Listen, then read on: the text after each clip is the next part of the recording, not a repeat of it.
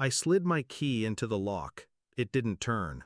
At first I thought I was too tired, my hands too shaky after 18 hours on my feet. But then I tried again. The lock had been changed. The porch light flicked on. She was there, my stepmother, arms crossed, a smirk sharp enough to cut glass. "Pay us $36,000, she said, and we'll let you in. Your sister needs a vacation." I looked at her, silent. She expected me to break, to beg, to plead for scraps in the house my father built. Instead, I nodded once, understood, and I walked away. When my father remarried, I forced myself to accept her. He was lonely, and she played the part of a savior, smiling too wide, laughing too loudly, cooking meals that felt staged. I wanted to believe she cared, but small fractures appeared early. My things went missing. Bills I'd left on the counter vanished. She'd smile sweetly and say, "You must have misplaced them." When Dad died, she wept like a widow in a movie, clutching tissues, while I stood by the coffin and felt her eyes on me, already measuring what she now controlled. Still, I stayed, because the house was his, and because I wanted to believe family was salvageable. It wasn't just the changed lock. It was the months leading up to it. Her whispers behind doors. My sister suddenly cold, distant, parroting her words.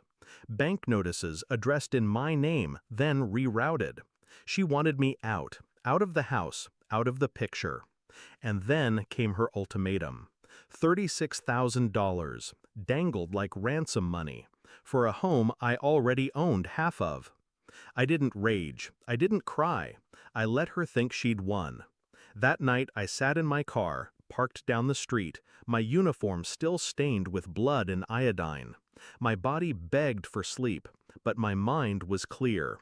I pulled up the property deed on my phone, half mine, legally untouchable.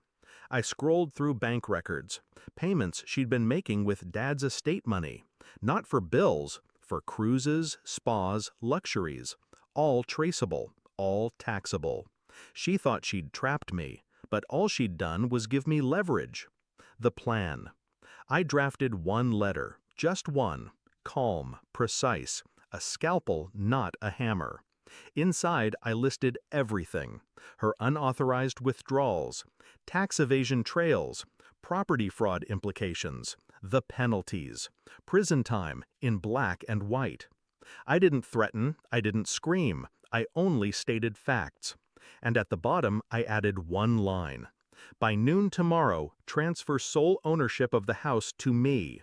Sign it, and I'll bury this. Refuse, and the IRS won't. At dawn, I slipped the envelope under the front door. By morning, her shriek split the neighborhood. Windows flew open. Neighbors peered out, curious, then alarmed. I stood on the sidewalk, sipping coffee, watching the show. She burst outside in a robe, letter trembling in her hands, her face pale, her voice high-pitched, cracking under pressure. "You can't do this," she screamed. "You wouldn't dare." But her eyes betrayed her. She knew I already had. Within hours, her calls flooded my phone, first pleading, then bargaining, then threatening. I didn't answer. By noon, I got the notification. The transfer was complete. The house was mine, entirely mine.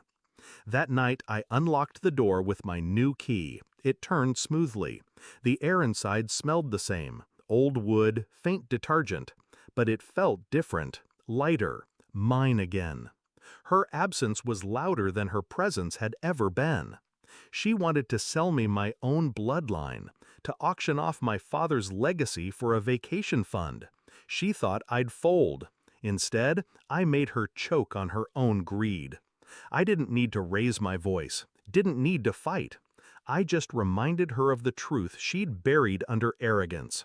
I am my father's child, and this house will never belong to thieves.